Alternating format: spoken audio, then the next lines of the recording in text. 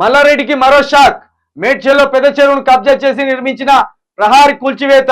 మేడ్చల్ జిల్లా షామీర్పేట మండలం బొమ్మరావు శివపేట గ్రామంలోని పెద్ద చెరువు బఫర్ జోన్ లో మాజీ మంత్రి మల్లారెడ్డి నిర్మించిన ప్రహారీ గోడలను అధికారులు కూల్చివేశారు. గ్రామంలో full tank level buffer zone లో కొంతమంది 25 ఎకరాల స్థలంలో ప్రహారీ నిర్మించారు.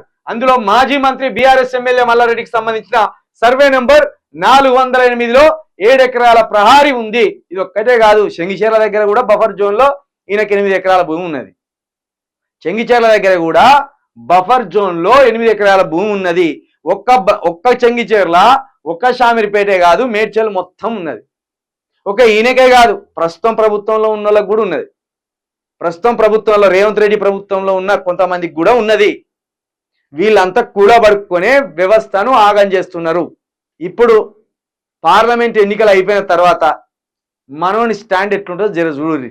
మల్లారెడ్డి బీఆర్ఎస్లోనే ఉంటాడా, కాంగ్రెస్ కూడా దునుకుతాడా, బీజేపీ కూడా దునుకుతాడా, మీరే చూడుర్రి. తీన్మారి మళ్ళీ వాడు ఇంత పెద్ద కట్టవచ్చుకొచ్చే మల్లారెడ్డి నీ షిట్ నా దగ్గర ఏమైందిరా, షిట్ ఏమైందిరా, భూషిడికే షిట్ ఏమైందిరా, నీ ప్రభుత్వం వచ్చే లోపల వేపియపోతీరా, నీ దగ్గర ఉన్న చిట్ట తీసుకపోయి ఇవ్వకపోతీరా, అంతా ఈ దొంగలు ఒక్కటే.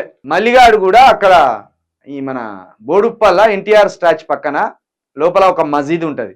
ఆ మసీద్ పక్కన 1.5 ఎకరాలు కబ్జా పెట్టినట్టు సమాచారం ఉన్నది. కాబట్టి వీళ్ళు అధికారాన్ని అడ్డం పెట్టుకొని అందరూ కబ్జాలు దందాలు చేస్తున్నారు.